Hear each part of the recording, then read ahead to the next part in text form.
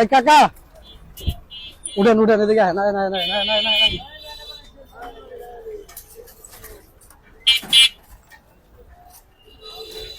এখানে দাঁড়ান একটু সাইডে। আপনার নাম কি কাকা?